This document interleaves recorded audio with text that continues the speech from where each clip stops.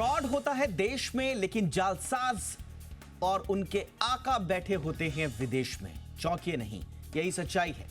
Indian cyber crime coordination centre की माने तो भारत में होने वाले साइबर फ्रॉड के 45% से ज्यादा मामले दक्षिण पूर्वी एशियाई देशों से संचालित होते हैं। साइबर क्राइम से जुड़े ये गिरोह पूरी तरह से कॉर्पोरेट अंदाज में काम करते हैं। ऐसे में आज हम इसी पर चर्चा करेंगे। विदेशी धरती से होने वाली ठगी के इस पूरे मोडस ऑपरेंडी को समझने की कोशिश करेंगे और ये जो कॉर्पोरेट चोला ओढ़ लिया है इस पूरे क्राइम ने, क्या ये ज्यादा ऑर्गेनाइज्ड हो रहा है, क्या ज्यादा संगठित हो रहा है, ज्यादा सोफिस्टिकेटेड हो रहा है, और अगर हो रहा है तो हमारी इनसे निपटने की तैयारियां क्या हैं। करेंगे एक्सपर्ट से इन्हीं मुद्दों पर खास बातचीत। मेरा नाम है दीपक डोभाल, आप देख रहे हैं आपकी खबर आपका फायदा। आपको साइबर फ्रॉड के खतरों से भी आज करेंगे आगाह। पहले देखिए रिपोर्ट।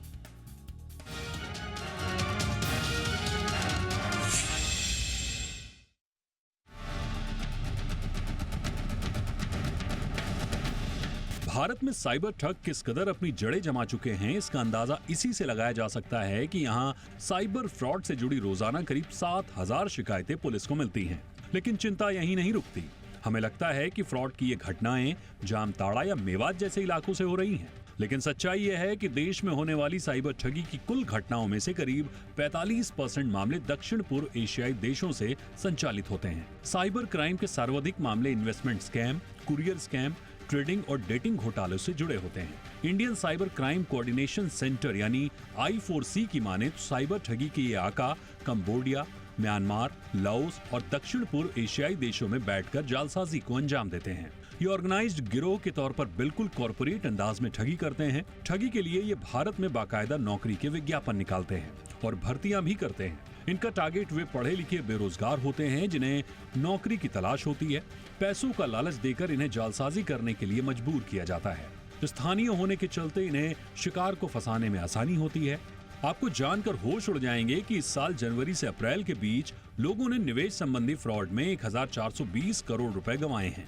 वहीं ट्रेडिंग स्कैम के चलते लोगों को 222 करोड़ रुपए का चूना लगा। फेडेक्स कोरियर जैसे स्कैम में भी लोगों के बटुए से 120 करोड़ रुपए साफ हो गए, जबकि डेटिंग स्कैम से लोग 13 करोड़ रुपए गंवा बैठे। यानी इन सभी स्कैम्स में लोगों के 1700 करोड़ रुपए से अधिक की रकम साइबर जालसाजों के हत्थे चढ़ गई। ये आंकड़ा महज 4 महीने का है जो संज्ञान में आया है। कितने मामले तो सामने ही नहीं आ पाते। सरकार ने साइबर क्राइम पर रोक लगाने के लिए एक समिति का गठन किया है। इसी कड़ी में सरकार पिछले साल जुलाई से अब तक करीब 3.25 लाख संदिग्ध बैंक अकाउंट्स को फ्रीज कर चुकी है। वहीं सरकार 3,000 से अधिक URL और 595 मोबाइल फोन ऐप्स को बंद कर चुकी है। इसके साथ करीब 5.25 लाख सिम कार्ड और करीब 81,000 IMEI नंबर्स को भी बंद कर चुकी है।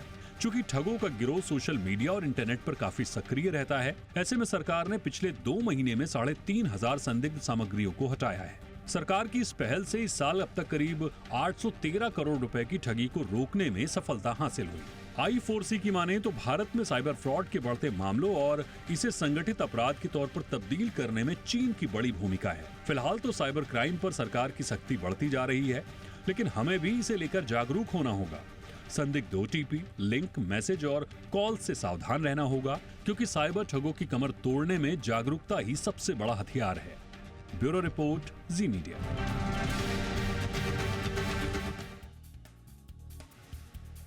बहुत ही खास मेहमान इस वक्त मेरे साथ जुड़ चुके हैं आज की चर्चा के लिए। हमारे साथ जुड़ रहे हैं डॉक्टर मुक्तेश चंद्र, पूर्व DGP हैं गोवा के और अब साइबर सुरक्षा मामलों की जानकार भी हैं। बहुत बहुत स्वागत है डॉक्टर चंद्र आपका हमारे शो पर। हमारे साथ हैं अमित दुबे, जाने माने साइबर सिक्योरिटी एक्सपर्ट हैं। अमित जी बहुत बहुत स्वागत है।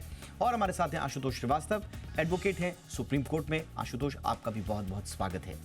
डॉक्टर चंद्र, मैं चर्चा की शुरुआत आपसे कर रहा हूं और कुछ दिनों पहले कुछ रिपोर्ट्स आई थी कि किस तरह से कंबोडिया में ये पूरा का पूरा साइबर क्राइम का कैंपस के रूप में संचालन हो रहा है। ये ऑर्गेनाइज्ड साइबर क्राइम गैंग्स बिल्कुल कॉर्पोरेट स्टाइल में अपने कंपाउंड्स बनाए हुए हैं। इसमें पॉलिटिकल मिलीभगत भी है। इसमें जो लोकल माफिया है जो कंबोडिया और आसपास के इलाकों का, वो इसमें शामिल है। और इसमें चाइनीज जो सरगना हैं। कुल मिलाकर ये बहुत बड़ा ऑर्गेनाइज्ड ताना बाना है। अब ये हमको समझ में आ रहा है कि दरअसल भारत में जो स्कैम्स हो रहे थे उसमें से 45% आप ये कह सकते हैं हर दूसरा साइबर क्राइम दरअसल वहां से संचालित हो रहा है। क्या इसका मतलब निकाला जाए सर, और सुरक्षा एजेंसियों के लिए ये कितनी बड़ी चुनौती है? देखिए, ये एम्प्लॉयमेंट अपॉर्चुनिटीज, जॉब के लिए बहुत सारे लोग हिंदुस्तान से बाहर जाते हैं। उसमें से ये लोग जो हैं, ये वाया बैंकॉक के रूट से कंबोडिया, म्यांमार और लाओस, इन फिलीपींस तक ये लोग जाते हैं। और वहाँ पर जाने के बाद इन्हें साइबर स्लेव, जो गुलाम की तरह इनसे नौकरी कराई जाती है, इनका पासपोर्ट छीन लिया जाता है, इनको टॉर्चर किया जाता है, बहुत ज़्यादा घंटे इनसे काम लिया जाता है। और क्योंकि ये हिंदुस्तानी हैं, तो वो हिंदुस्तानी जो शिकार हैं, उनको इस फ्रॉड में, उनके साथ फ्रॉड करने के लिए ये आसानी होती है। और एक बार जब जो इस चंगुल में फंस जाता है, वो वहाँ से निकल नहीं पाता है। ये बहुत बड़े पैमाने पर हो रहा है। और ये जो टेलीग्राम के माध्यम से, व्हाट्सएप के माध्यम से जो होते हैं, ये इसके बारे में जानकारी थी काफ़ी दिनों से। ये चीज़ समझ में आ रही थी कि इसमें चाइनीज़ लोग इन्वॉल्व हैं, इसमें बाहर के लोग इन्वॉल्व हैं। लेकिन जो हिंदुस्तानी लोग जो इसमें इन्वॉल्व हैं, उसके बारे में खुलासा अपने पिछले 4-6 महीने में हुआ है। और इसमें से काफ़ी सारे लोग जो है भारतीय सुरक्षा एजेंसीज और मिनिस्ट्री ऑफ एक्सटर्नल अफेयर के माध्यम से वापस भी लौटाए गए हैं। लेकिन ये बहुत बड़ा सबक है हमारे जो जॉब के लिए, जो काम के लिए बाहर जाने वाले लोग हैं, उनके लिए, और जो इस तरह के फ्रॉड में विक्टिम बनते हैं, जो उनके लिए, कि इससे कैसे बचा जाए। और तीसरा, जो लॉ एनफोर्समेंट एजेंसी है, वो इसको कैसे कंट्रोल करें, प्रिवेंशन और एज वेल एज डेटरेंस के लिए। तो मैं समझता हूँ कि ये आपके माध्यम से, इस प्रोग्राम के माध्यम से, इसमें और खुलासा होगा कि क्या किया जा सकता है, क्या किया जा रहा है। पर सबसे पहला, जैसे आपने बताया कि जो प्रिवेंशन है और अवेयरनेस है, ये बहुत बड़ा इसमें रोल प्ले करता है। एब्सोल्युटली, और बिल्कुल हम उस पर बात ज़रूर करेंगे कि कैसे इससे पार पाया जाए। लेकिन इस पूरे नेक्सस को आप ज़रा समझिए, आपके रोंगटे खड़े हो जाएंगे जिस तरह से अमित, जिस तरह से कंबोडिया में, म्यांमार में, लाओस में, ख़ास तौर से कुछ रिपोर्ट्स में मैं पढ़ रहा था। ये देखिए, ये तो नए इमर्जिंग हॉटस्पॉट्स तो हैं ही, ये पूरे, और सिर्फ भारत के लिए नहीं बल्कि पूरी दुनिया के लिए सिरदर्द हैं। लेकिन जिस तरह से ये काम करते हैं कंबोडिया के अंदर, जैसा मैंने बताया कि अभी इंडियंस का जिनका जिक्र भी किया सर ने, कि बिल्कुल साइबर स्लेव की तरह वहाँ पर रखा जाता है। 12-12 घंटे, 12 से 18 घंटे आपसे काम कराया जाता है। कोई फूड नहीं, कोई खाना नहीं, और टारगेट दिए जाते हैं। और ये टारगेट अगर आपको मीट नहीं हुए तो फिर आपको टॉर्चर किया जाता है वहाँ पर। और कैसे वहाँ पर ये लोग पहुँचते हैं, इसी तरह से आपको बिल्कुल जॉब्स का हवाला दिया जाएगा। अभी हम लोग रेस्क्यू कर रहे हैं, जो लेटेस्ट रिपोर्ट आई है उसके मुताबिक 360 इंडियन सिटीजन्स को, जो कि साइबर स्लेव्स की तरह काम कर रहे थे कंबोडिया में, उनकी सेफ वापसी हमने की है। अमित, कैसे पार पाएंगे? हम तो अपने ही देश में जो हमारे साथ साइबर फ्रॉड हो रहे हैं और जो उसके सरगना बैठे हुए हैं, उन्हीं को नहीं ढूंढ पाते, तो कंबोडिया जाकर वहां धरपकड़ कैसे होगी? दीपक जी, मेरे ख्याल से जितना प्रेशर सरकार ने लोकल जो साइबर हॉटस्पॉट बन गए थे उनको कर्व करने में लगाया, उसी की परिणति है कि ये बाहर जाने को विवश हुए हैं। और पहले छोटे लेवल पे होता था, अभी आप देख रहे हैं कि 45% तक क्राइम आउटसोर्स हो गया, शिफ्ट हो गया। पहले जो ऐसे क्राइम होते थे कि गन ट्रैफिकिंग हो रही है या ड्रग्स ट्रैफिकिंग हो रही है, उसमें रिस्क और मार्जिन इस साइबर क्राइम के मुताबिक ज़्यादा है, कि उसमें रिस्क बहुत ज़्यादा है और मार्जिन कम है। और यहाँ पर आप देख रहे हो कि कैसे लोग से के संग लाखों करोड़ों लूट लिए जाते हैं। मेरे पास जितने भी ऐसे केसेस हैं जिसमें इन्वेस्टमेंट स्कीम के नाम पर लोग ठगे गए हैं, उसमें जो एवरेज टिकट साइज़ है वो 50 लाख से 1 करोड़ का है, मिनिमम 10 लाख है, मैक्सिमम 15 करोड़ भी है। और ये सारे बिजनेसमैन हैं, बड़े एजुकेटेड लोग हैं। तो ये कैसे फंसते हैं और इतने भारी मात्रा में पैसा कैसे इन्वेस्टमेंट हो जाता है, ये अपने आप में हर एक की कहानी एक अलग कहानी है। और इसको करने के लिए ये लोग यहाँ से लोग ले जा रहे हैं और बाहर से ऑपरेट कर रहे हैं। ये इसलिए भी ज़्यादा खतरनाक है क्योंकि पैसा तो हमारा बाहर तेज़ी से मूव करता है, जो इनका चैनल है, बल्कि जो ये लोग हैं ये भी चोरी छिपे ही जाते हैं। ये लोग लीगल चैनल से नहीं जा रहे हैं, और जिस तरीके से इनको ले जाया जा रहा है, हो सकता है कई लोगों के बारे में हमें पता भी ना हो। और जिस तेज़ी से बढ़ रहा है, 45% क्राइम होना इसलिए बहुत बड़ी बात है क्योंकि हमें पता है कि आज की डेट में मैं कोई भी एक वर्कशॉप लेता हूँ और पूछता हूँ कि आप में से कितनों के संग साइबर क्राइम हुआ है, तो हर 10 में से 3 लोग 4 लोग हाथ खड़ा कर देते हैं। तो ये अपने आप में एक बहुत बड़ा स्केल दिखाता है कि ये 200-500 लोग नहीं है वहाँ पर, बहुत ज़्यादा लोग हैं जो जॉब के नाम पर वहाँ गए हैं, उनको प्रताड़ित किया जा रहा है, उनसे ज़बरदस्ती इलीगल काम कराया जा रहा है। एक अनुमान है और ये अमित, इसलिए भी हुआ मैं क्योंकि यहाँ पर जब सिर्फ आप ही की बात को आगे बढ़ा रहा हूं, एक अनुमान है कि लगभग 5000 भारतीय अभी भी कंबोडिया में फंसे हुए हैं जो कि साइबर स्लेव्स हैं। बिल्कुल और होंगे, ये इतनी तादाद का एक अनुमान है और इनके पासपोर्ट्स फाड़ दिए जाते हैं, सब कुछ फाड़ दिया जाता है। अभी 300-350 लोगों को निकाला है, कुछ लोगों को पहले निकाला है, उनके लिए वैकल्पिक जो कागजात हैं वो बनाने पड़े इंडियन एम्बेसी को वहां पर, तब जाके निकालना पड़ा। ये इतनी बुरी तरह से ट्रैप पे फंसाते हैं। Please continue. बिल्कुल बिल्कुल, ये बड़ी मेरे ख्याल से चिंताजनक बात है, क्योंकि कई बार तो लोगों की फैमिलीज़ को पता ही नहीं होता कि ये लोग वहाँ क्या कर रहे हैं, कोई कम्युनिकेशन नहीं हो पाता है। जॉब के लिए गए हैं, 6-8 महीने तक वेट करते हैं कि शायद उसके बाद खबर आएगी, और उसके बाद पुलिस कंप्लेन होती है। कई लोगों की शायद हेल्थ सिचुएशन ऐसी नहीं होगी कि वो सर्वाइव भी कर पाएँ। तो मेरे ख्याल से बहुत बहुत ज़्यादा चिंताजनक बात है। और क्राइम जो साइबर क्राइम है वो अलग एंगल है, पर ये ह्यूमैनिटेरियन ग्राउंड पर भी जो प्रोसेस इन्वॉल्व हो गया है इसमें, ये अपने आप में बहुत चिंताजनक है। एब्सोल्युटली। और मैं आपको बताऊं कि सिर्फ हिंदुस्तानियों की कहानी नहीं है, आप इंटरनेट पे जाइए, ये जो वहाँ पर सिउनुकविल एक जगह है जो कंबोडिया में है, वहाँ पर बड़े बड़े इस तरह के कैंपसेस हैं जहाँ पर इस तरह से लोगों को रखा जाता है साइबर स्लेव्स बनाकर। पूरी दुनिया के साइबर स्लेव्स वहाँ पर लाए जाते हैं। 5000 तो भारतीय हैं, न जाने कितने चीन से हैं, न जाने कितने दूसरी कंट्री से हैं, पाकिस्तान से हैं, बांग्लादेश से हैं। अब आप सोचिए आशुतोष, हमारे ही लोगों को ये लोग ट्रैप में फंसाकर अच्छी अच्छी नौकरियों का झांसा देकर वहां ले जा रहे हैं, और फिर हमारे ही लोगों से हमसे ठगी करवाई जा रही है। हम सोचते हैं कि साहब ये तो जामताड़ा का होगा या इधर उधर का होगा। ये कैसे? कानून के हाथ इतने लंबे हैं क्या कि हम जाके कंबोडिया से धरपकड़ कर लें इनकी? देखिए, मेरे ख्याल में जो ये मामला है बहुत ही बड़ा और सीरियस मामला है, और जिनको लेकर के लोग जो जा रहे हैं नौकरी की जो झांसा दे करके, तो मुझे लगता है कि इनका एक और पर्पस ये भी होगा कि जो यहाँ से जो जाने वाले लोग हैं जिनको ये अपॉइंट करते हैं गलत तरीके से, उनसे काम करवाते हैं, ताकि उन्हें जो है यहाँ का हाव भाव तरीका, सोशल एक आइडिया उनको होता है कि किस तरह से बात करना है, किससे बात करना है, कौन जो है प्रॉपर टारगेट है। तो उनको एक तरह से जो है एक पूरी क्लैरिटी मिलती है, और जो लैंग्वेज बैरियर है वो भी खत्म होता है, और इनको शायद इस वजह से वहां पे इस्तेमाल किया जा रहा है। और जैसे कि इस तरह से बहुत सारे लोग मिसिंग भी होंगे, हो सकता है कि फैमिली के कांटेक्ट के बाहर भी होंगे, क्योंकि बहुत लोगों के पासपोर्ट्स वगैरह भी वहां पे उन्होंने सीज करके रखे होंगे, अपने कस्टडी में रखा होगा, ताकि वो वहां से बाहर ना जा सके। तो ये बहुत ही गंभीर मामला है, और मुझे लगता है कि जो मिनिस्ट्री ऑफ होम अफेयर्स है उसमें उसने जो है इसमें बहुत ही बढ़िया कदम अभी उठाया है कि उन्होंने एक कमिटी बनाई है, और कमिटी में जो है एक्सपर्ट्स को रखा है। रिजर्व बैंक ऑफ इंडिया के कुछ एक्सपर्ट्स होंगे, बाकी फाइनेंशियल इंस्टीट्यूशंस के कुछ एक्सपर्ट होंगे, और कुछ जो है प्रॉपर जो है लॉ इन्फोर्समेंट एजेंसीज के लोग भी होंगे। तो ये सब मिलकर जो है इस टेक्निकल इशू को किस तरह से रिजॉल्व करना है, ये पूरी तरह से वो प्लान कर पाएंगे। और अब देखिए I4C का भी जो एक रिपोर्ट जो बनाया गया है, जो सीईओ ने उसको दिया है, जिसमें उन्होंने इस बात को बिल्कुल एडमिट किया है कि ये इतने जो है 45% के ऊपर जो जितने भी साइबर फ्रॉड्स हो रहे हैं वो साउथ ईस्ट एशिया से हो रहे हैं।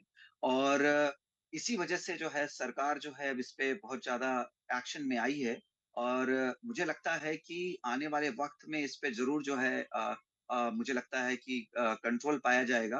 क्योंकि देखिए, जब तक आप डिटेंशन नहीं कर पाएंगे या डिटेक्ट नहीं कर पाएंगे कि क्या प्रॉब्लम्स है, तब तक जो है आप आगे कार्रवाई नहीं कर पाएंगे।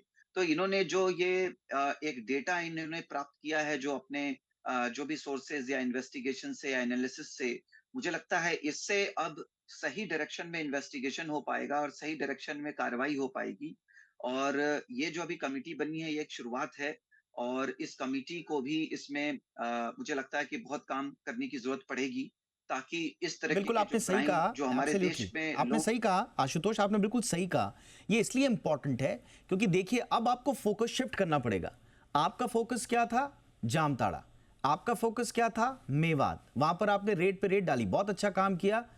थोड़ा लेट आए कोई बात नहीं, अच्छा काम किया आपने, वहां पर सैनिटाइजेशन चल रहा है। बट अब आपको फोकस शिफ्ट करना पड़ेगा कि भैया तार कहीं और हैं। अब ये मेवात जामताड़ा से हटिए, अब कुछ और हो रहा है, हर दूसरा फ्रॉड बाहर से हो रहा है। यूएन की एक संस्था है, United Nations office on drug and crime, UNODC, इसकी 2023 की रिपोर्ट बताती है कि cyber slavery in south Asia may be one of the largest coordinated trafficking in person operations in history।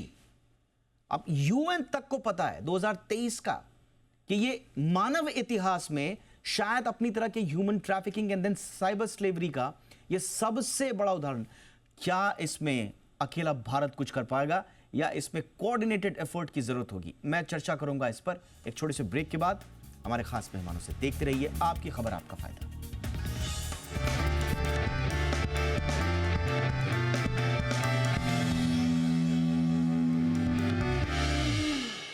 46% जो साइबर क्राइम्स हो रहे हैं हिंदुस्तान में, उसके तार साउथ ईस्ट एशियन कंट्रीज से जुड़े हुए हैं।